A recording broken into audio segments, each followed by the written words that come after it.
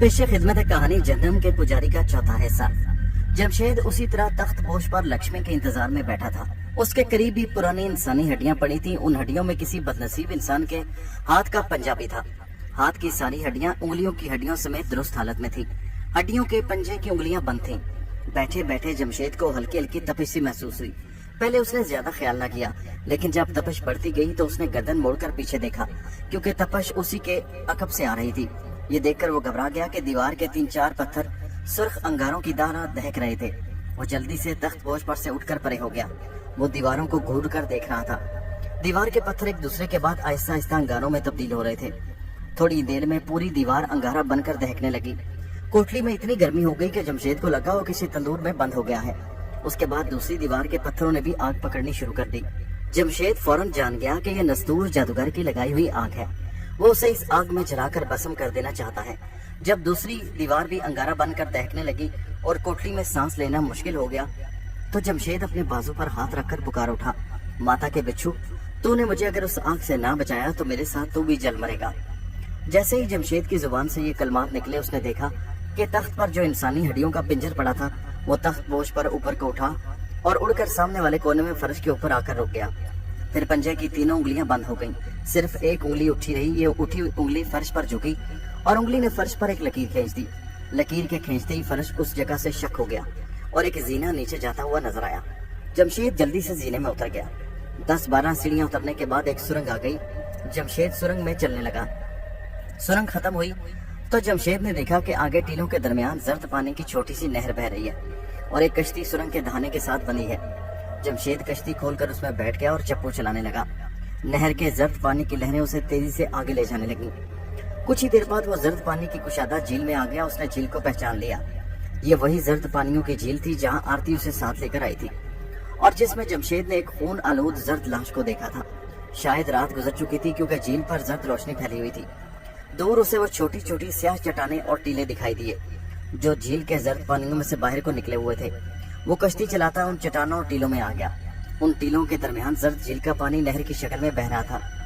उन चट्टानों और टीलों की दूसरी तरफ जर्द लाशों का जजीरा था। जमशेद ने उस जजीरे को भी पहचान लिया।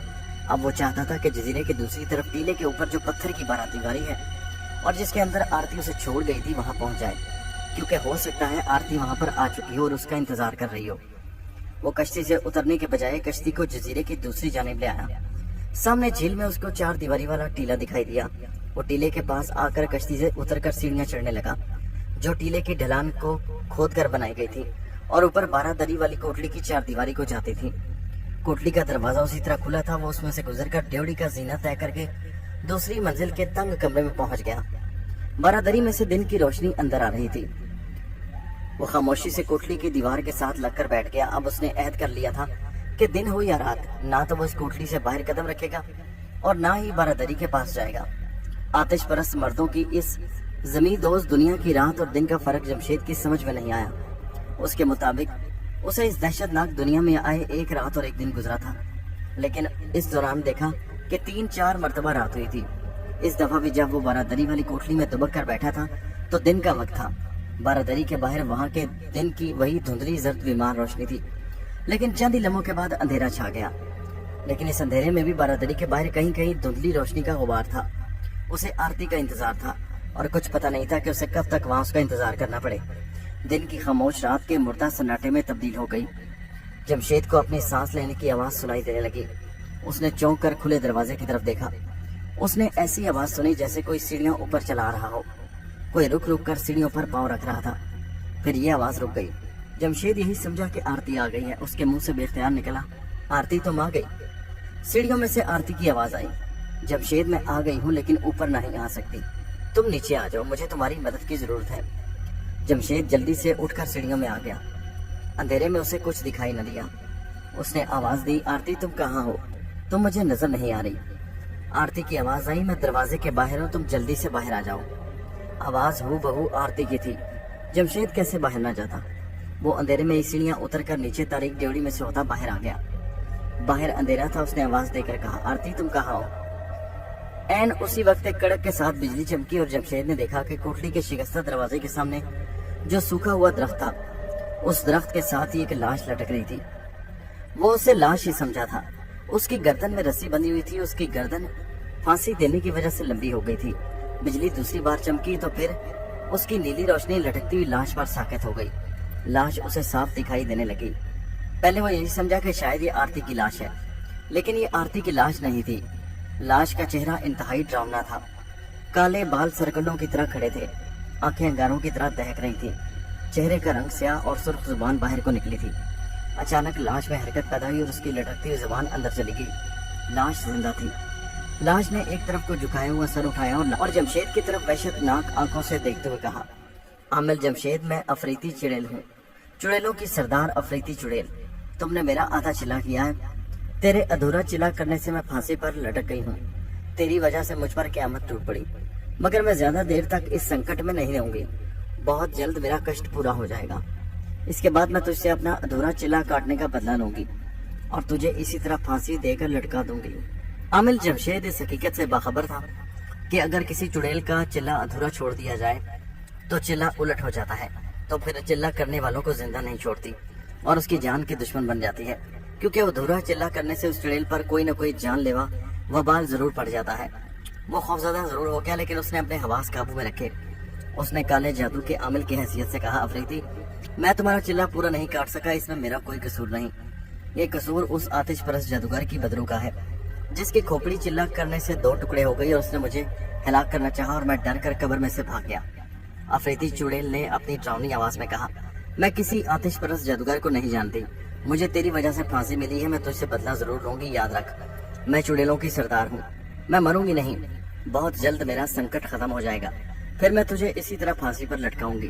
بجلی زور سے کڑکی اور اندھیرا چھا گیا اور افریتی چڑیل کی لٹکتی ہوئی لاش اس اندھیرے میں گم ہو گئی. جمشید اتنا دہشت زدہ نہیں تھا جتنا خوفزدہ تھا. نستور جادوگر کے بعد اب یہ چڑیل افریتی اس کی جان کی دشمن بن گئی تھی. وہ اندھیرے میں ہی کھڑا رہا. وہ افریتی چڑیل کو قائل کرنا چاہتا تھا کہ یہ اس کا قصور نہیں. اس نے کہا، افریتی، تم جانتی ہو کہ یہ میرا قصور نہیں تھا. مگر افریتی چڑیل کی طرف سے کوئی جواب نہ آیا. بجلی ایک کڑاکے کے ساتھ چمکی. اس کی روشنی میں جمشید نے دیکھا کہ درخت پر سے افریتی کی لاش غائب ہو چکی تھی. وہ جلدی سے سیڑھیاں چڑھ کر اوپر کوٹلی میں آ گیا اور سوچنے لگا کہ کیا وہ اس جہنم سے بچ کر نکل سکے گا. سوائے آرتی کے وہاں کی ہر بدرو اس کی جان کی دشمن تھی. موت کے خوف سے اس کا دل بیٹھنے لگا. اتنے میں ایک بار پھر آرتی کی آواز سنائی دی، جمشید، کیا تم اوپر ہو؟ جمشید نے کوئی جواب نہ دیا. اس پر موت کا خوف طاری ہو گیا اور جسم ٹھنڈا ہونے لگا. افریتی چڑیل درخت سے اتر کر اسے پھانسی دینے کے لیے آ گئی تھی. سیڑھیوں کے کھلے دروازے میں زرد روشنی کا غبار نمودار ہوا اور اس غبار میں اسے آرتی اندر آتی دکھائی دی. جمشید سمجھ گیا کہ افریتی چڑیل اس کی دوست آرتی کی شکل بدل کر اس کو موت کے گھاٹ اتارنے آ رہی ہے. اس نے سہمی ہوئی آواز میں کہا، افریتی، مجھے معاف کر دو، مجھ سے بڑی بھول ہو گئی، مجھے جان سے نہ مارو. آرتی اس کے قریب آ گئی اور جمشید کے بازو کو پکڑ کر بولی، جمشید، کیا ہو گیا ہے تمہیں؟ تم ہوش میں تو ہو؟ جمشید پھٹی پھٹی آنکھوں سے آرتی کو دیکھنے لگا. تم آرتی ہو؟ آرتی نے کہا، ہاں میں آرتی ہوں. تم اتنے گھبرائے کیوں ہو؟ جمشید بولا، آرتی، ابھی میں نے افریتی چڑیل کو دیکھا ہے. اس نے تمہاری آواز میں مجھے نیچے بلایا. میں نے دیکھا کہ خوفناک شکل والی چڑیل کی لاش درخت سے لٹک رہی ہے. اس نے کہا، میں افریتی چڑیل ہوں. تو نے میرا چلا ادھورا چھوڑ کر مجھے پھانسی پر لٹکا دیا.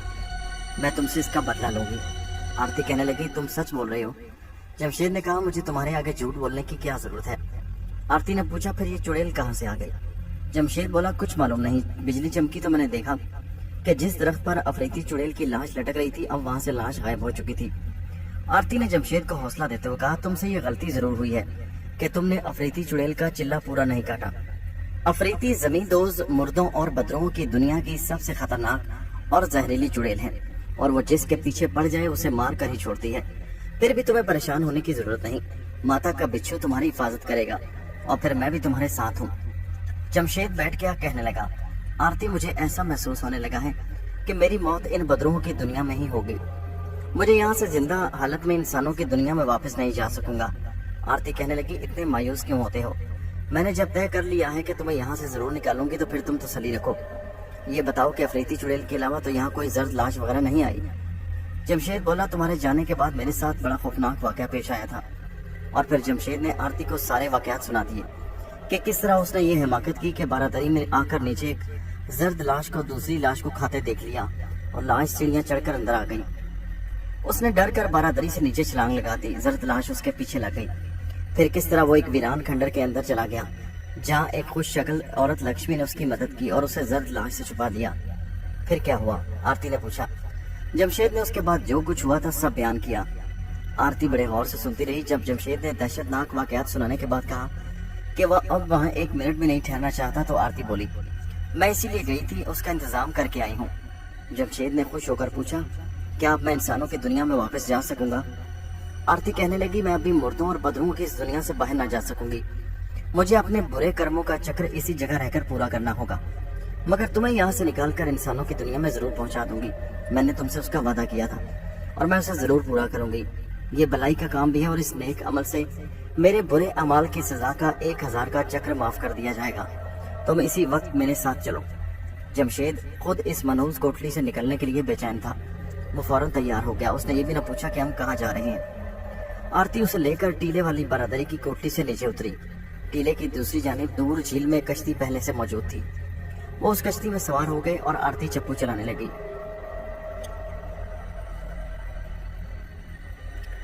रात की तारीकी अजीब किस्म की थी। इस तारीकी में कहीं कहीं जर्द रोशनी के दायरे फैले हुए थे, जिनकी वजह से झील पर कहीं कहीं रोशनी हो रही थी।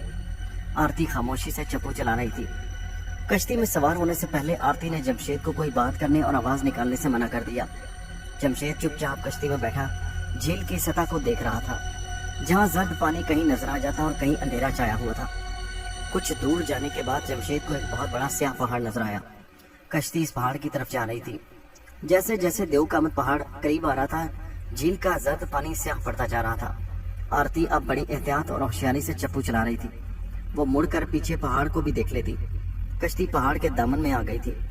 यहाँ गुप अंधेरा भी था और कहीं कहीं धुंधली जर्द रोशनी के धब्बे भी थे। आरती ने कश्ती की जगह किनारे के साथ लगा दी और जमशेद से कहा, अब तुम बात कर सकते हो, मगर खुद कोई सवाल मत पूछना। जो कुछ बताना होगा मैं तुम्हें बता दूंगी। स्याह पहाड़ बड़ा हैबतनाक था। वो आगे को झुका हुआ था, जैसे अभी उनके नजदीक गिर पड़ेगा। उनके इर्द गिर्द स्याह नोकीली चट्टानें इसी तरह खड़ी कि उनके दरमियान एक तंग सा रास्ता बन गया। दोनों उस रास्ते पर जा रहे थे जहाँ स्याह चट्टानें खत्म हो गई। वहाँ पहाड़ के ऊपर को उठती किलानुमा दीवार में एक दरवाजा दिखाई दे रहा था। ये किसी हैबतनाक वीरान किले का दरवाजा लगता। दरवाजे के अंदर से थोड़ी थोड़ी देर बाद जर्द और सुर्ख रंग की धीमी रोशनी सी चमक जाती। आरती जमशेद को एक चट्टान की ओट में ले गई और सरगोशी में कहने लगी, मैं तुम्हें एक काला मोहरा देती हूँ।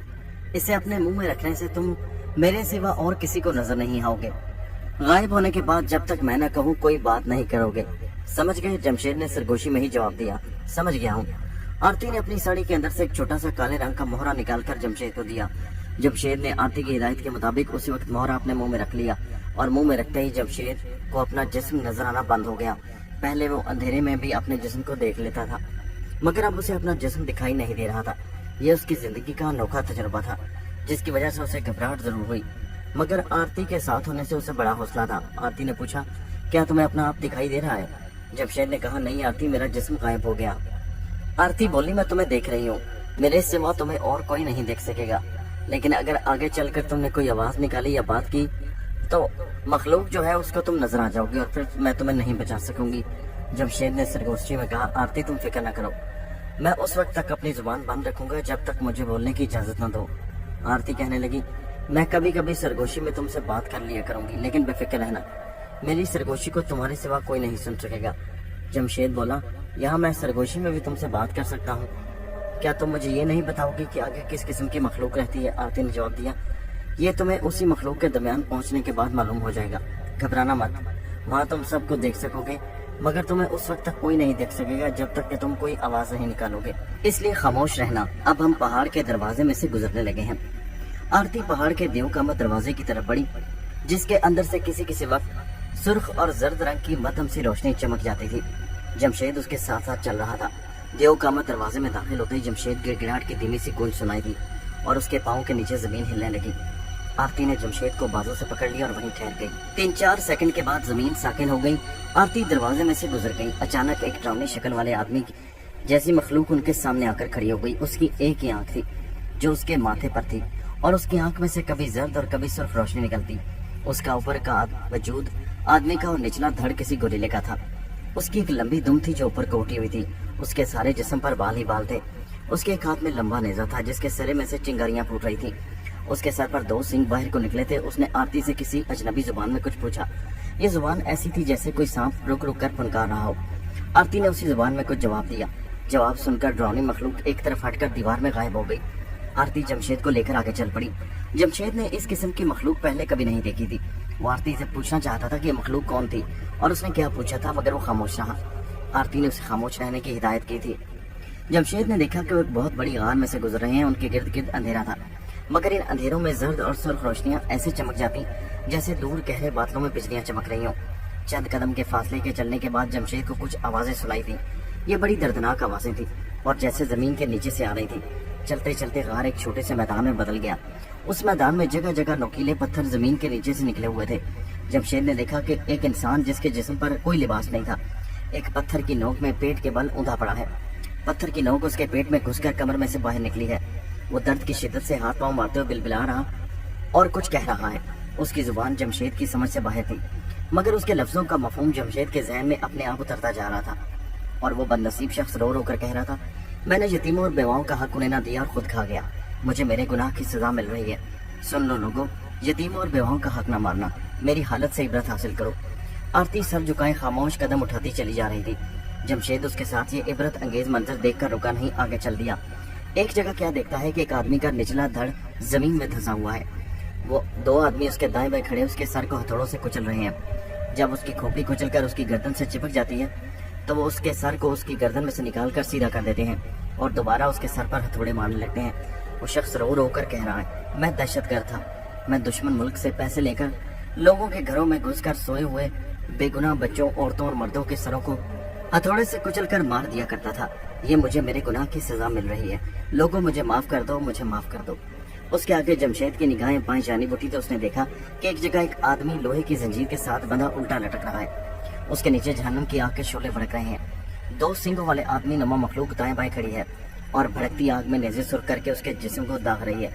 بدقسمت شخص کی چیخوں پکار سے دل دہل رہا ہے۔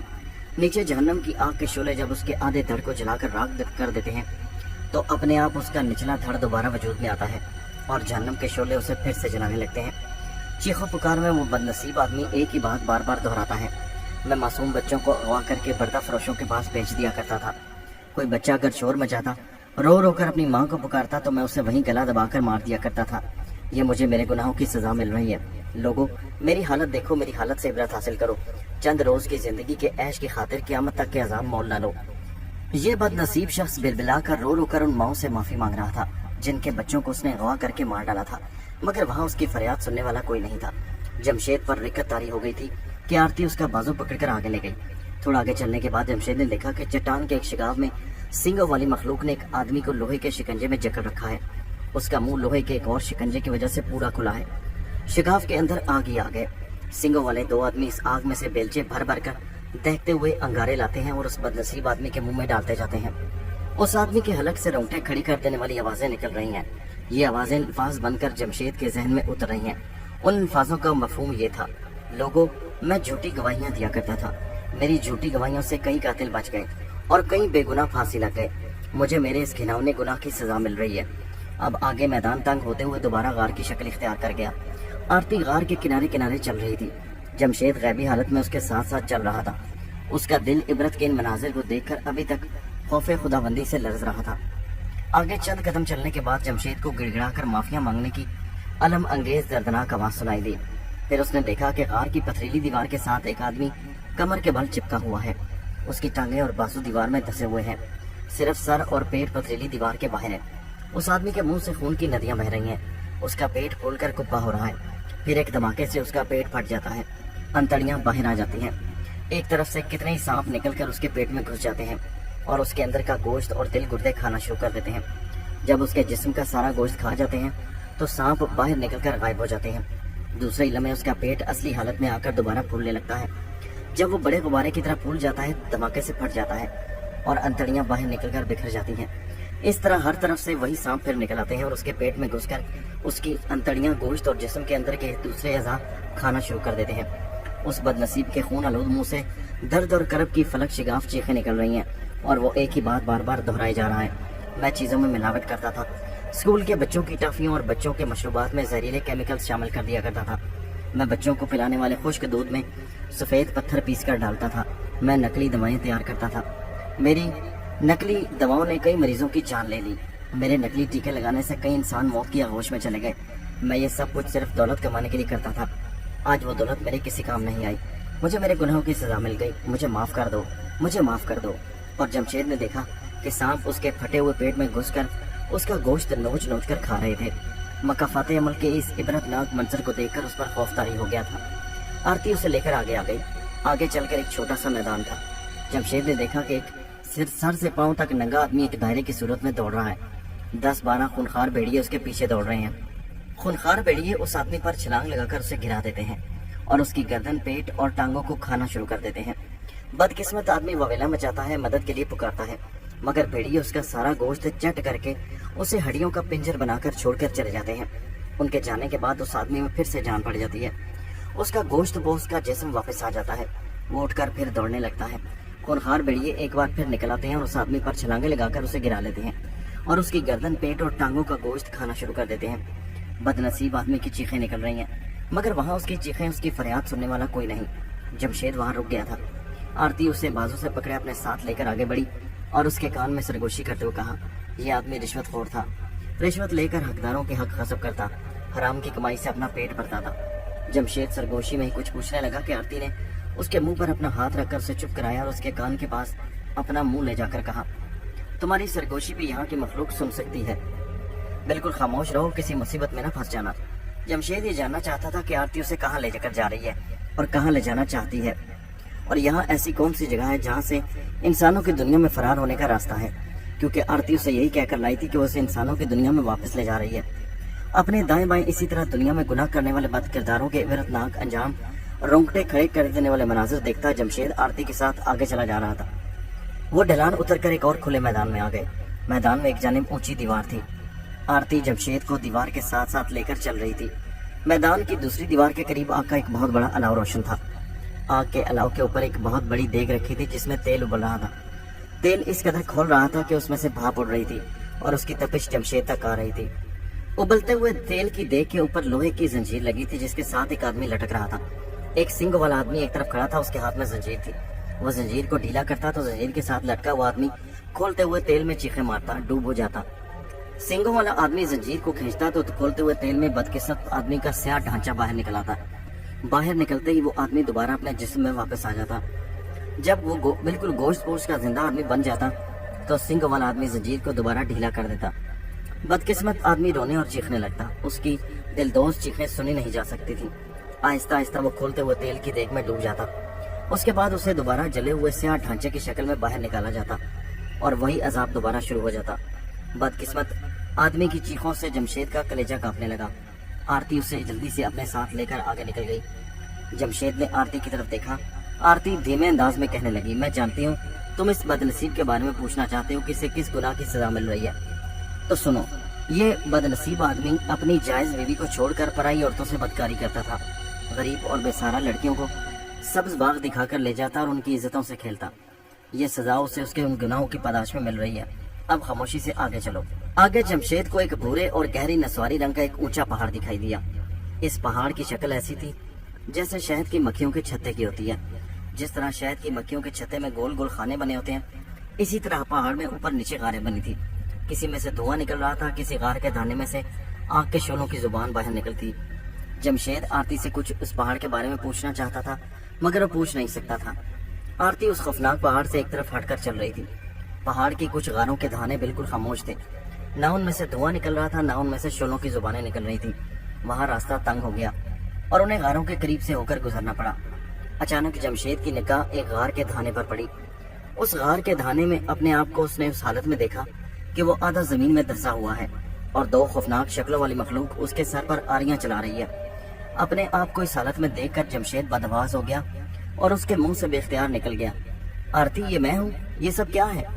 اتنا کہنا تھا کہ اس غار میں سے دھوئیں کا ایک برق رفتار بگولا زبردست آواز گونج کے ساتھ نکلا اور آنن فانن جمشید کو اپنی لپیٹ میں لے کر غار میں جا کر غائب ہو گیا۔ آرتی صرف جمشید کی آخری چیخ سن سکی۔ وہ دم بخود اپنی جگہ کھڑی رہی۔ آخر وہی ہوا جس کا آرتی کو ڈر تھا۔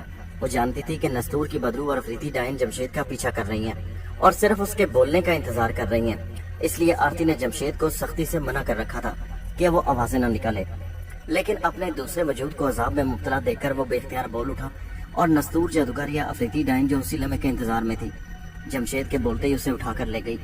اب وہاں خود آرتی کے لیے رکنا اس کے لیے اپنے وجود کے خطرے کا باعث تھا۔ وہ جمشید کی کوئی مدد نہیں کر سکتی تھی، اب اسے اپنی جان بچانے کی فکر تھی۔ چنانچہ آرتی اسی وقت غائب ہو گئی۔ جمشید کو جس وقت دھوئیں کے مرغولے نے اپنے اندر لپیٹا تو وہ غیبی حالت میں تھا، لیکن وہ اپنے ہوش و حواس میں تھا۔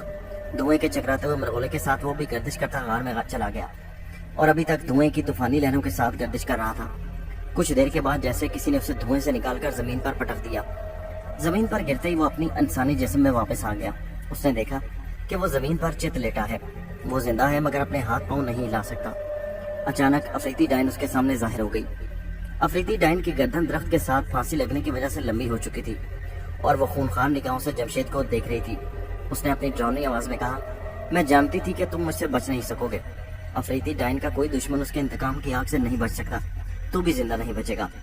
افریقی ڈائن نے غصے سے پھنکارتے ہوئے جمشید کی طرف اپنے ہاتھ کا اشارہ کیا۔ اس کے نوکیلے ناخنوں میں سے بجلی کی کڑک کے ساتھ تیز لہریں نکل کر جمشید کے جسم پر پڑیں اور وہ زمین میں دھنسنے لگا۔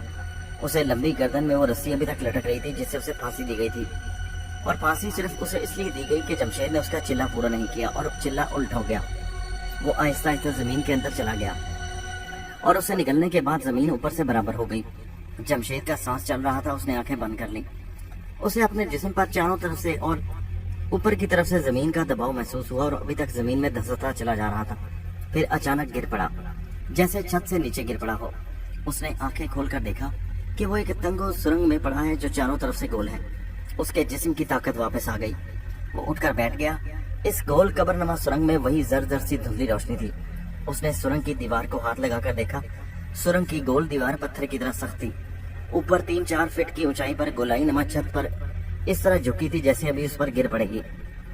اسے اچانک ماتا کے کالے بچھو کا خیال آیا۔ اس نے جلدی سے آستین چڑھا کر بازو دیکھا، مگر بازو پر سے ماتا کا بچھو غائب ہو چکا تھا۔ اسے ماتا کے بچھو کے غائب ہونے کا کوئی افسوس نہیں تھا۔ مردوں کی اس زمین دوست دنیا میں مقافاتی عمل کی وہ اس قدر عبرت انگیز اور رونگٹے کھڑے کر دینے والے مناظر دیکھ چکا تھا کہ اب اس کا کسی دیوی دیوتا اور کسی ماتا کے بچھو پر اعتقاد نہیں تھا۔ اس نے اپنی آنکھوں کے سامنے دیکھ لیا تھا کہ انسان کو اس کے برے اعمال اور گناہوں کی سزا مل کر رہتی ہے۔ اگر کسی وجہ سے دنیا میں وہ سزا سے بچ جاتا ہے تو اسے مرنے کے بعد وہ سزا بھگتنی پڑتی ہے، اور کوئی دیوی دیوتا کسی ماتا کا بچھو اس کی مدد نہیں کر سکتا۔ اسے ہر حالت میں اپنے گناہوں کی سزا بھگتنی ہی پڑتی ہے۔ وہ خود ہی اپنے گناہوں کی سزا بھگت رہا تھا۔ اس نے کالے جادو، سفلی عمل سے اور سیدھی راہ سے بھٹکے ہوئے لوگوں کو کالے جادو کے چلے بتا کر کئی انسانوں کی زندگیاں برباد کی تھی۔ اس کے جادو ٹونے سے کچھ بے قصور انسان موت کی آغوش میں چلے گئے تھے۔ جمشید کو اپنے سارے گناہ یاد آنے لگے اور وہ اپنی موت کے بعد اپنے عبرت انگیز انجام سے خوفزدہ ہو رہا تھا۔ اس کا تعلق آتش پرستوں کے مذہب سے تھا۔ اس مذہب کے ماننے والے ہمیشہ سے اگنی دیوتا کی پوجا کرتے آئے تھے، لیکن اب جمشید کا ان دیوتاؤں پر سے اعتقاد اٹھ گیا تھا۔ لیکن اسے اس حقیقت کا احساس ہو گیا تھا کہ آسمانوں کے اوپر اور بھی طاقت ہے جس کے ترازو کے پلڑے ہمیشہ برابر رہتے ہیں۔ ان پلڑوں میں ہر انسان کے اعمال کو تولا جاتا ہے۔ نیک عمل کرنے والوں کو ان کے نیک اعمال کی جزا ملتی ہے اور بد کرداروں کو ان کے بد اعمال کی سزا مل کر رہتی ہے۔ وہ کیسے قدرت کے اس اٹل قانون پر یقین نہ کرتا؟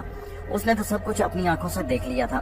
اسے اپنے گناہ ایک ایک کر کے یاد آنے لگے اور اپنے انجام سے کانپ اٹھتا، لیکن ابھی اسے اس گول قبر نما سرنگ سے باہر نکلنا تھا۔ افریقی ڈائن نے اسے یہ کہہ کر قبر میں بند کر دیا کہ یہاں تو بار بار مرے گا اور بار بار زندہ ہوگا، مگر اس کے دل کو نہ جانے کیوں یقین تھا کہ وہ اس منحوس زیر زمین دنیا سے ضرور باہر نکلے گا اور قدرت اسے اس کے گناہوں کا کفارہ ادا کرنے اور زندگی میں ہی توبہ کرنے کا ایک موقع دے گی۔ وہ جھک کر قبرنہ سرنگ کے دیواروں کو غور سے دیکھنے لگا۔ گول دیوار کی سطح ہموار نہیں تھی، لیکن پتھر ایک دوسرے کے ساتھ پختگی سے جڑے ہوئے تھے۔ یہ قبر نما جگہ بالکل شہد کی مکھیوں کے چھتے کی خانے کی طرح تھی جو چاروں طرف سے بند کر دیا گیا تھا۔ جب جمشید کو دیوار میں کسی جگہ کوئی اور دیوار یا درز نظر نہ آئی تو وہ نومید ہو کر بیٹھ گیا اور سوچنے لگا کہ اب اسے کیا کرنا چاہیے اور وہ کیا کر سکتا ہے۔ اسے آرتی کا خیال تھا، وہ یہاں بھی اس کی مدد تو نہیں آ سکی تھی۔ اس نے پہلے کہہ دیا تھا کہ زبان سے کچھ مت بولنا، آواز نہ نکالنا، ورنہ کسی نہ کسی مصیبت میں پھنس جاؤ گے اور پھر میں بھی تمہاری کوئی مدد نہ کر سکوں گی۔ جمشید کو احساس تھا کہ اس سے ایک بار پھر غلطی ہو گئی، مگر اپنے آپ کو عذاب میں مبتلا دے کر بے اختیار اس کی زبان سے الفاظ نکل گئے۔ اب اسے احساس ہوا تھا کہ یہ سب کچھ اس کا وہم تھا۔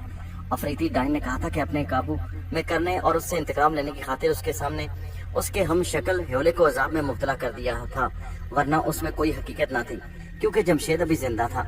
वो इंसानों की दुनिया के जिंदा इंसानों की तरह जिंदा था। मौत के बाद भी अभी उसके गुनाहों की सजा का अमल शुरू नहीं हुआ था, लेकिन उसकी तकदीर में ऐसा होना लिखा गया था। यह उसके गुनाहों की सजा थी जो उसे दुनिया में ही मिल रही थी, और इस सजा को आइंदा गुनाह ना करने और तौबा करने से कम कर सकता था। अब वो अपने गुनाहों से तौबा करके एक नेक नामी की जिंदगी बसर करना चाहता था, और इस अज़म ने जमशेद के अंदर जिंदा रहने और मौत का मुकाबला करने की हिम्मत पैदा कर दी। वो एक बार फिर उठकर दीवार का जायजा लेने लगा। उसे हल्की हल्की गूंज की आवाज सुनाई दी। वो कान लगाकर सुनने लगा। ये आवाज गोल दीवार के पीछे से या जमीन के अंदर से आ रही थी। गूंज की आवाज पहले एक गुंजार में और उसके बाद कट कट की आवाजों में बदल गई। ऐसे लग रहा था जैसे जमीन के नीचे या दीवारों के पीछे कोई पुरस्रार मखलूक किसी चीज को बार बार काट रही है। जमशेद को महसूस हुआ कि ये पुरस्रार आवाज जहाँ वो खड़ा है वहाँ जमीन के अंदर से आ रही है। वो जल्दी से 2-3 कदम पीछे हटकर दीवार के साथ लगकर खड़ा हो गया और फर्श को गौर से देखने लगा। धुंधली जर्द रोशनी में फर्श की जमीन बिल्कुल साकिन थी, मगर कट कट की आवाजें ज्यादा साफ सुनाई दे रही थी। जमशेद के देखते ही देखते फर्श पर एक जगह से पत्थर की चौड़ी ईंट ने हिलना शुरू कर दिया। कुदरती तौर पर जमशेद खौफजदा होने लगा कि खुदा जाने जमीन के नीचे से कौन सा अफलियत बाहर आ रहा है। वो सहमी हुई आंखों से टिकटिकी बांधे पत्थर की ईंट को हिलते देख रहा था। कुछ देर बाद पत्थर की ईंट उछलकर एक तरफ को गिर पड़ी। उसने देखा कि पत्थर की चौड़ी ईंट के साथ हजारों की तादाद में बड़े बड़े मकड़े चिमटे हुए थे। इन मकड़ों ने ही पत्थर की ईंट को चारों तरफ से ऊपर उछाल दिया था। जमशेद के दिल की धड़कन तेज हो गई। इन काले मकड़ों के लंबे नोकीले दांत आरियों की तरह थे और वो हजारों की तादाद में जमीन के अंदर से बाहर निकल रहे थे। ये खूंखार मकड़े अपने नोकीले दांतों की आरियों से जमशेद के जिस्म के टुकड़े उड़ा सकते थे। उन्होंने पत्थर के सिल को काट दिया। उनके आगे जमशेद की क्या हैसियत थी, और वहां से बचकर निकलने की कोई राह भी नजर नहीं आ रही थी। वो खिसक कर दीवार से और परे हो गया, लेकिन इन मोटे मोटे मकड़ों का रुख जमशेद की तरफ नहीं था, बल्कि वो सामने दीवार की तरफ जा रहे थे। मकड़े 10-12 कतारों में एक दूसरे के पीछे तेजी से चलते हुए सामने वाली दीवार के पास पहुंच गए और दीवारों पर एक जगह चिमट गए। जमशेद उन्हें मुसलसल देख रहा था। जैसे ही वो दीवार के साथ चिमटे, कट कट की आवाजें बुलंद होने लगी। वो दीवार को अपने नोकीले दांतों की आरियों से काट रहे थे। जमशेद अपनी जगह पर बुत बना ये अजीबोगरीब तमाशा देख रहा था। कुछ देर तक हजारा मकड़ी दीवार के साथ चिमटे उसे काटते रहे। फिर वो वहां पर से नीचे उतरकर वापस फर्श के चौकोर सुराख में वापस चले जाते और सुराख में से एकदम मकड़ों की फौज निकलकर दीवार के साथ चिमट जाती और उसे काटने लगती। ये अमल काफी देर तक जारी रहा। जमशेद अपनी जगह पर साकित होकर खड़ा था। वो डर रहा था कि अगर उसने जरा सी भी हरकत की तो इन खूनी मकड़ों को उसकी मौजूदगी का एहसास हो जाएगा और फिर वो उसके जिस्म से चिमट कर उसके टुकड़े टुकड़े कर देंगे। तीसरी बार जमीन के अंदर से मकड़ों की ताजा दम फौज ने आकर दीवार को काटना शुरू किया तो उसके लम्हों के बाद वहां से दीवार का पत्थर अलग होकर अंदर की तरफ गिर पड़ा। जमशेद को दीवार की दूसरी जानिब से ऐसी आवाज आई जैसे पत्थर पानी में गिरा हो। दीवार के पत्थर को गिरने के बाद खुदा जाने मकड़ों के दिल में क्या आई कि एकदम सारे के सारे मकड़े वहीं से वापस मुड़े और कतार की शक्लों में दौड़ते हुए फर्श में जो सुराख हुआ था उसमें उतरकर गायब हो गए। पहले तो जमशेद बिल्कुल ना समझ सका कि जो हुआ इसका मकसद क्या था। फिर उसका ख्याल आया कि खुदा ने कुदरत की तरफ से उसके लिए एक सबील पैदा कर दी है। वो दीवार में उस जगह आ गया जहाँ से मकड़ों ने पत्थर की ईंट उखाड़ कर दूसरी तरफ गिराई थी। पत्थर की ईंट एक चौकोर सिल के बराबर थी और वहाँ शगाफ पड़ गया था। उसने शगाफ से दूसरी तरफ झांक कर देखा। नीचे अंधेरा था, उसे कुछ दिखाई न दिया। फिर उसने कान लगाकर सुना नीचे से पानी के बहने की आवाज आ रही थी। खुदा जाने ये पानी कहाँ से आ रहा था और किस तरफ जा रहा था, लेकिन हकीकत ये थी कि सब कुछ इस तरह से वकूफ पजीर हुआ कि जमशेद को यकीन नहीं आ रहा था। सोचने लगा कि शायद कुदरत ने उसे गुनाहों की दलदल से निकलकर तौबा करने और नेक जिंदगी बसर करने का एक मौका फराहम किया है। दीवार के शगाफ के अंदर से पानी के बहने की मुसलसल आवाजें आ रही थी। आवाज से मालूम होता था कि पानी तेजी से बह रहा है। इस गोल कब्र में मरने से बेहतर था कि नीचे उतरकर एक बार फिर वहां से फरार होने की कोशिश की जाए। ये सोचकर जमशेद ने अपनी एक टांग शगाफ के अंदर दाखिल की। फिर दूसरी टांग दाखिल करने के बाद दोनों हाथों से शगाफ के किनारों को मजबूती से पकड़ा और अपनी दोनों टांगें नीचे लगा दी। वो इस हालत में ज्यादा देर तक नहीं रह सकता था, चुनाचे उसने दोनों हाथों को छोड़कर अपने आप को नीचे गिरा दिया। वो पानी में गिरा। पानी कोई एक मंजिल नीचे था और एक बड़ी तेजी से बह रहा था। पानी का तेज रेला जमशेद के गिरते ही उसे बहाकर आगे ले गया। ये पानी की एक तारीख सुरंग थी जिसमें पानी का तेज धारा शोर मचाता गुजर रहा था। जमशेद को कुछ दिखाई नहीं दे रहा था। पानी के तेज धारे के साथ वो आगे ही आगे बहता जा रहा था। किसी किसी वक्त उसके पाँव नीचे लग जाते, जिससे उसने अंदाजा लगा लिया कि पानी ज्यादा गहरा नहीं, मगर तेज बहाव उसे किसी जगह रुकने नहीं दे रहा। पानी ढलान की शक्ल में जा रहा था, जिसकी वजह से उसकी रफ्तार तेज से तेज होती जा रही थी। सुरंग कभी दाएं मुड़ जाती, कभी बाएं मुड़ जाती। सुरंग जब मुड़ती तो पानी के तेज बहाव में उसका जिस्म सुरंग की दीवार से टकरा जाता। सुरंग सीधी हो गई, मगर उसका रुख पहले से ज्यादा नीचे की तरफ हो गया और पानी का बहाव और तेज हो गया। कुछ देर बाद उसे पानी की जबरदस्त गूंज सुनाई देने लगी। ऐसा मालूम होता था कि जैसे पानी का ये रेला आगे जाकर किसी गहरी जगह में आबशार की तरफ गिर रहा है। اس نے کنارے میں پتھروں کو پکڑنے کی بہت کوشش کی کہ کسی طرف سے وہ اپنے آپ کو پانی کے ساتھ نیچے گرنے سے بچا سکے، مگر اس کے ہاتھ پھسل جاتے اور وہ تیز بہاؤ سے آگے لے جاتا۔ اب سرنگ پانی کے شور سے گونج رہی تھی، ایسا شور جیسے کسی گہری کھائی میں پہاڑوں کے پتھر ٹوٹ ٹوٹ کر گر رہے ہوں۔ جمشید نے آنکھیں بند کر لیں، اپنے آپ کو پانی کی تیز لہروں کے حوالے کر دیا۔ پانی کا بہاؤ اسے بے جان تنکے کی طرح تیز رفتاری سے لیے جا رہا تھا۔ اچانک وہ پانی کی آبشار کے ساتھ ہی نیچے گرنے لگا، پھر بفرتے شور مچاتے جھاگ اڑاتے پانی کے ساتھ جیسے گہرے کنویں میں گر گیا اور گرتے ہی نیچے اترتا چلا گیا۔ کافی نیچے جا کر اسے پانی نے اوپر اٹھانا شروع کر دیا اور وہ خود بھی ہاتھ پاؤں چلاتا پانی کی سطح پر آ گیا۔ پانی کی سطح سے سر نکالتے اس نے دیکھا کہ چاروں طرف زرد دھند پھیلی ہوئی ہے اور وہ اونچے پہاڑوں کی عمودی دیواروں کے درمیان پانی کے بہاؤ پر بہتا جا رہا ہے۔ پہاڑوں کا رنگ کہیں بھورا اور کہیں سیاہ تھا اور ان کو دیکھنے سے ہی بدن میں خوف کی لہریں توڑنے لگی تھیں۔ جمشید کا خیال تھا کہ شاید وہ مردوں کی زیر زمین دنیا سے نکل کر انسانوں کی دنیا میں آ گیا ہے، لیکن فضا کی زرد دھند اور برے سیاہ پہاڑوں کی ڈراؤنی شکلیں اسے بتا رہی تھیں کہ وہ بھی زیر زمین مردوں کی دنیا میں ہے۔ پانی کا رنگ زردی مائل تھا جو آہستہ آہستہ اور گردہ زرد ہوتا جا رہا تھا۔ افریدی ڈائن اور نستور جادوگر کے علاوہ جمشید کو زرد لاشوں کے حملے کا بھی ڈر لگا ہوا تھا۔ شاید یہی وہ زرد جھیل تھی جس میں اس نے زرد لاش کو بہتے دیکھا تھا، جس کے سر سے خون کا فوارہ پھوٹ رہا تھا۔ جمشید اپنے آپ کو تیر کر پہاڑی کناروں کی طرف لانے کی کوشش کر رہا۔ پانی کا دباؤ بہت تیز تھا اور ایسا معلوم ہوتا کہ پانی گاڑھا ہو گیا۔ جمشید کو ہاتھ پاؤں چلانے میں دقت پیش آ رہی تھی۔ وہ خوفزدہ ہو گیا کہ کہیں وہ جھیل کی دلدل میں نہ پھنس کر رہ جائے۔ جھیل کا پانی آہستہ آہستہ تارکول کی طرح بھاری دلدلی ہوتا جا رہا تھا، لیکن جمشید نے ہمت نہ ہاری اور اپنے آپ کو دھکیلتا ہوا کنارے پر لے آیا۔ اس نے کافی زور لگا کر گاڑی دلدل ایسے پانی میں سے اپنے آپ کو باہر نکالا اور پتھروں میں اوندا لیٹ گیا۔ اس کا سانس دوگنی کی طرح چل رہا تھا۔ بھاری پانی ہونے کی وجہ سے اسے جھیل میں اس طرح تیرنا پڑا جیسے وہ جسم کے ساتھ کئی من وزن باندھے تیر رہا ہو۔ ذرا سانس درست ہوا تو اس نے لیٹے سر اٹھا کر دائیں بائیں دیکھا۔ اس کے سامنے بھی پہاڑ کی دیو کامت سیاہ دیوار اوپر ہی اوپر اٹھتی چلی گئی اور دائیں طرف بھی سیاہ پہاڑوں کی ڈھلانی اور عمودی دیواریں تھیں۔ صرف اس کے پیچھے زرد جھیل تھی جو آگے دھند کے بادلوں میں داخل ہو رہی تھی۔ جمشید اٹھا اور پہاڑوں کی دیوار کے ساتھ پتھروں کے درمیان چھپ کر بیٹھ گیا اور سوچنے لگا کہ اب اسے کیا کرنا چاہیے اور کس طرف کو جانا چاہیے۔ وہ اس مردوں کی خطرناک دنیا میں اکیلا رہ گیا تھا جہاں قدم قدم پر اسے جان کے دشمنوں کا خطرہ لگا ہوا تھا۔ اب آرتی اس کی حفاظت کے لیے اس کے ساتھ نہ تھی اور نہ ہی ماتا کا بچھو اس کے پاس تھا۔ ماتا کے بچھو پر سے تو اس کا یقین ویسے بھی ختم ہو گیا تھا، پھر بھی وہاں اس کا دم غنیمت تھا۔ وہ کم از کم نستور جادوگر اور زرد لاش اور افریدی ڈائن کے حملوں سے وقتی طور پر صحیح مگر بچا تو تھا۔ اپنے آپ کو شدید خطروں میں گھرا محسوس کرتے ہوئے جمشید جھیل کنارے کنارے اونچی پہاڑ کی ڈھلان کے ساتھ ساتھ چلنے لگا۔ تھوڑی دیر بعد وہ ذرا رک کر پیچھے دیکھ لیتا کہ کوئی لاش یا افریدی ڈائن اس کا پیچھا تو نہیں کر رہی۔ ایک پہاڑ پیچھے رہ گیا، پھر دوسرے سیاہ پہاڑ کی ڈھال شروع ہو گئی۔ وہ بغیر رکے چلتا رہا، کچھ خبر نہیں تھی کہ وہ کہاں جا رہا ہے اور آگے اس کے ساتھ کیا ہونے والا ہے۔ جب وہ 3 پہاڑوں کو پیچھے چھوڑایا اور چوتھے پہاڑ کی ڈھال شروع ہو گئی تو اسے ایک آواز سنائی دی۔ وہ وہیں بیٹھ گیا اور غور سے اس آواز کو سننے لگا۔ آواز ایسی تھی جیسے کوئی جھیل میں چپو چلا رہا ہے۔ جھیل میں ہر طرف زرد دھند پھیلی ہوئی تھی، دھند میں اسے کچھ دکھائی نہیں دے رہا تھا۔ چپو کی آواز رک رک کر آ رہی تھی جیسے کوئی بڑا زور لگا کر جھیل کے دلدلی پانی میں کشتی چلانے کی کوشش کر رہا ہو، مگر اسے وہاں ابھی تک کوئی کشتی نظر نہیں آئی تھی۔ وہ ٹکٹکی باندھے دھند میں اس طرف دیکھ رہا تھا جس طرف سے آواز آ رہی تھی۔ تھوڑی دیر گزرنے کے بعد اسے دھند میں سے ایک چھوٹی کشتی اپنی طرف آتی دکھائی دی۔ کشتی میں آرتی بیٹھی ہوئی تھی اور دونوں ہاتھوں سے چپو چلا رہی تھی۔ کشتی قریب آئی تو دور ہی سے جمشید نے اسے پہچان لیا، یہ آرتی تھی۔ وہ بے اختیار اٹھ کر اس کی طرف بڑھنے لگا مگر ایک دم رک گیا، کہیں آرتی کے روپ میں یہ کوئی ڈائن یا نستور کی بھیجی ہوئی بدرو نہ ہو۔ وہ ایک پتھر کے پیچھے چھپ گیا، کشتی کنارے پر آ کر لگ گئی۔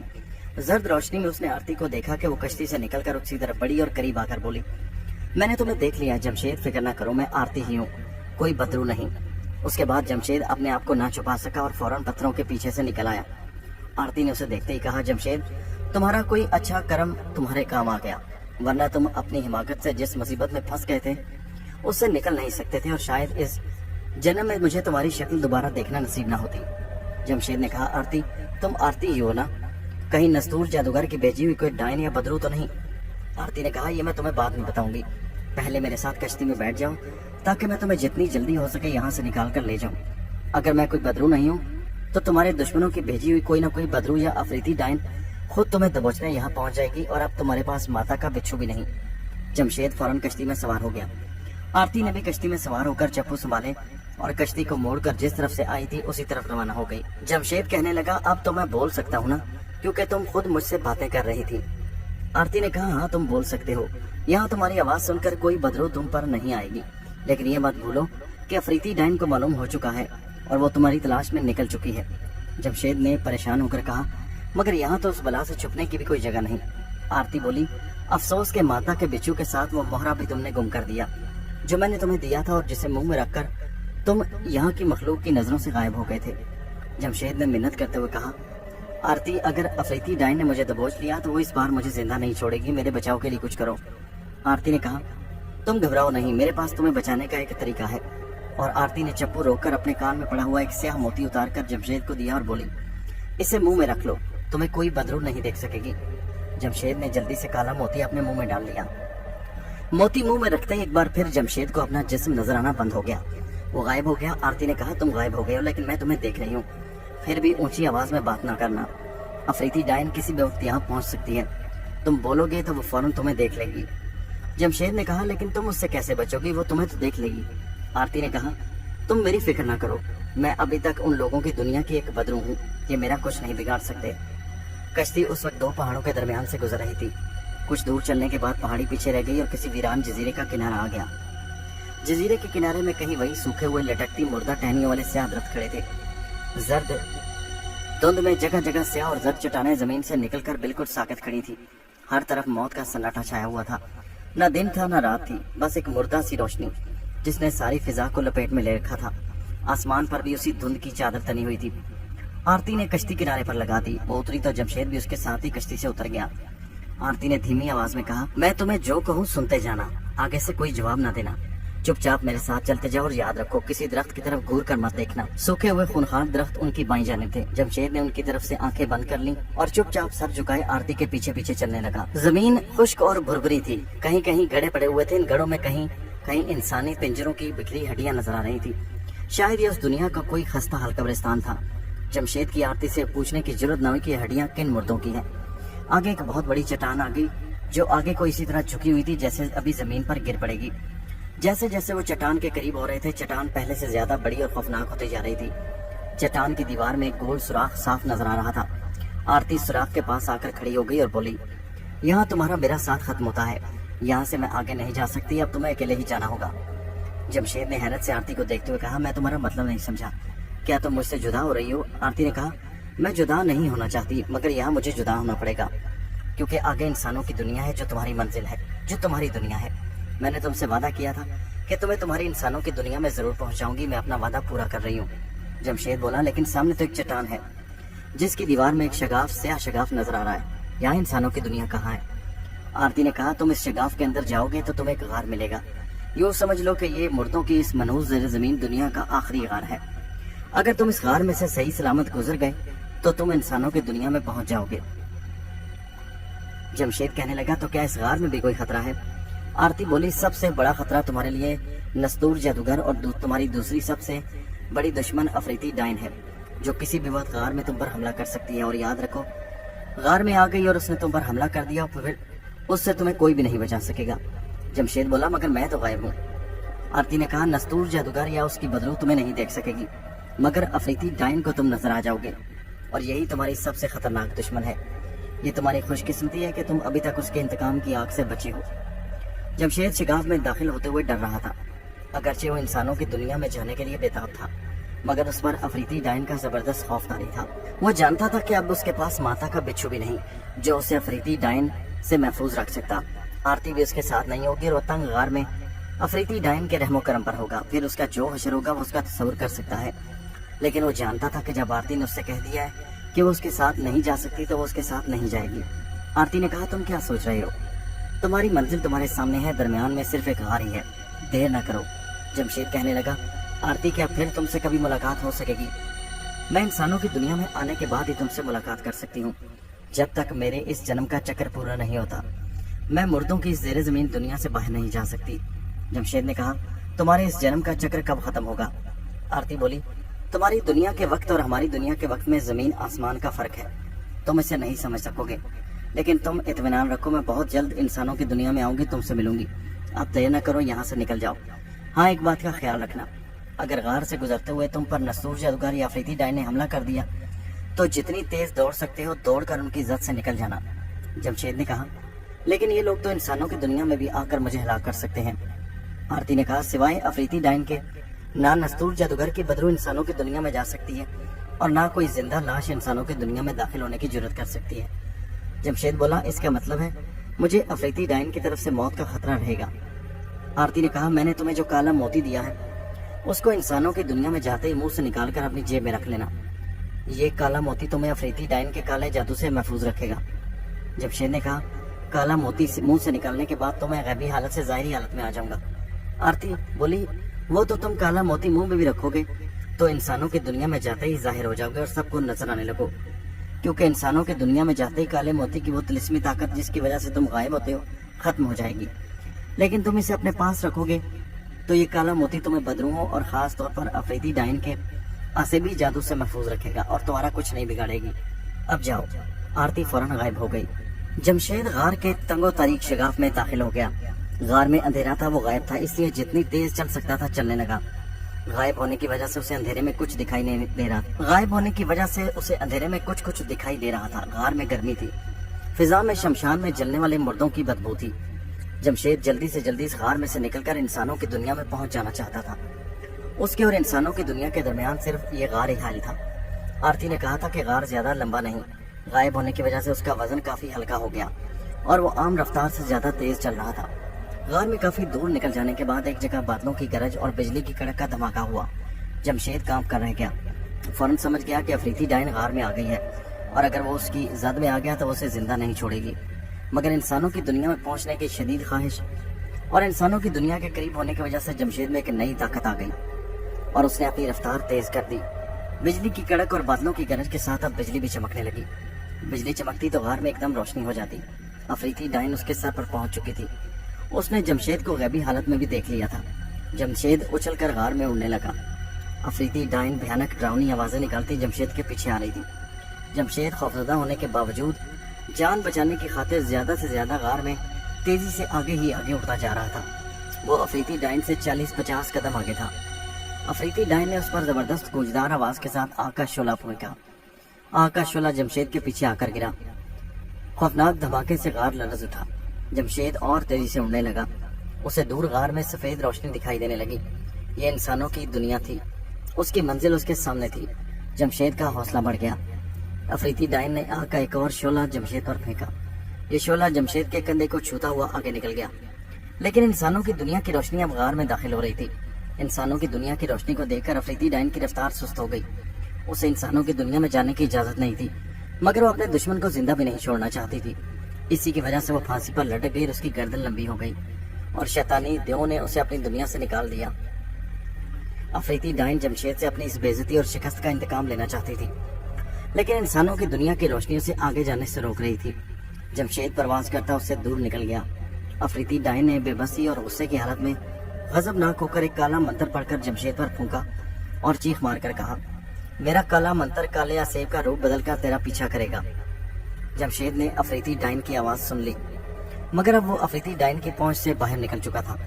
غار میں روشنی ہی روشنی ہو گئی اور ایک مدت کے بعد اسے انسانوں کی دنیا اپنی دنیا کی خوشگوار تازہ ہوا کے جھونکے محسوس ہونے لگے۔ وہ سفید روشنی کے غبار میں غار سے باہر نکل گیا۔ غار سے باہر نکلتے اسے ایک شدید جھٹکا لگا اور وہ فضا میں اچھل کر زمین پر گر پڑا۔ اسے کچھ خبر نہیں وہ کب تک بے ہوشی کی حالت میں پڑا رہا۔ جب اسے ہوش آیا تو اس کے چاروں طرف دن کی روشنی پھیلی ہوئی تھی۔ یہ انسانوں کی دنیا کی روشنی تھی۔ اس کے اوپر درختوں کی شاخیں جھکی ہوئی تھیں، جن کے درمیان میں سے نیلا آسمان صاف دکھائی دے رہا تھا۔ جمشید انسانوں کی دنیا میں واپس آ چکا تھا۔ وہ فرط مسرت سے اٹھ کھڑا ہوا اور اس نے جوش میں آ کر اپنے دونوں بازو پھیلا دیے۔ تب اس نے دیکھا کہ وہ غائب نہیں بلکہ اسے اپنا جسم نظر آ رہا تھا۔ اسے یاد آ گیا آرتی نے کہا تھا کہ انسانوں کی دنیا میں پہنچتے ہی کالے موتی کا وہ طلسم جس کی وجہ سے تم غائب ہو ختم ہو جائے گا اور تم نظر آنے لگو گے۔ اس نے یہ بھی کہا تھا کہ کالے موتی کی دوسری طلسمی طاقت قائم رہے گی اور اسے جیب میں رکھ لینا، وہ تمہیں انسانوں کی دنیا کی بدروحوں سے محفوظ رکھے گا، اور اگر افریتی ڈائن کوئی خاص چلا کر کے روپ بدل کر تمہاری تلاش میں انسانوں کی دنیا میں آ گئی تو جب تک یہ کالا موتی تمہارے پاس ہے وہ تمہارا کچھ نہیں بگاڑ سکے گی۔ جمشید نے کالا موتی منہ میں سے نکال کر اپنی جیب میں رکھ لیا۔ سب سے پہلے وہ یہ معلوم کرنا چاہتا تھا کہ وہ کہاں پر ہے اور جہاں پر ہے وہ کون سی جگہ ہے۔ وہ اسی لباس میں جس میں وہ اس رات قبرستان میں نستور جادوگر کی قبر میں چلا کرے بیٹھا تھا۔ اس نے چاروں طرف دیکھا اور اس نے اس جگہ کو پہچان لیا۔ یہ جگہ شہر کی کچی آبادی والے کھیت تھے. وہاں سے جمشید کا نئی کالونی والا مکان زیادہ دور نہیں تھا. وہ پیدل ہی چل پڑا. راستہ اسے معلوم تھا. اپنی دنیا کی روشنی اور تازہ فضا میں آنے کے بعد جمشید اپنے آپ کو تازہ دم اور صحت مند محسوس کرنے لگا. مردوں کی زیر زمین دنیا میں بیتے ہوئے بھیانک لمحوں کو یاد کر کے اسے ایسا لگ رہا تھا جیسے اس نے کوئی ڈراؤنا خواب دیکھا ہو اور اس ڈراؤنے خواب کو بھول جانا چاہتا تھا. کچی آبادی میں سے گزر کر وہ سڑک پر آ گیا. یہ سڑک اسی کالونی کی جاتی تھی جہاں جمشید کا مکان تھا. انسانوں کی دنیا میں داخل ہونے کے بعد اسے بھوک اور پیاس محسوس ہونے لگی. اس کے سارے انسانی حواس بیدار ہو گئے. وہ سوچ رہا تھا کہ گھر میں جاتے ہی پرانی خادمہ رانی سے کہے گا کہ فوراً اس کے لیے مزیدار کھانا تیار کرے. بڑی سڑک چھوڑ کر وہ چھوٹی سڑک پر ہو گیا. یہ سڑک اس کی کالونی میں سے گزرتی تھی. اسے نئی کالونی کے مکان اور بلڈنگیں دن کی دھوپ میں صاف نظر آنے لگیں. ان مکانوں میں دور اسے اپنا مکان بھی نظر آ گیا جو کالونی کی آبادی سے ذرا ہٹ کر واقع تھا. اپنے مکان کو دیکھ کر اس کے جسم میں خوشی کی لہر دوڑ گئی اور اس نے اپنی رفتار تیز کر دی. دوستو یہ کہانی جاری ہے. اس کا اگلا حصہ نیکسٹ ویڈیو میں ملاحظہ کیجیے.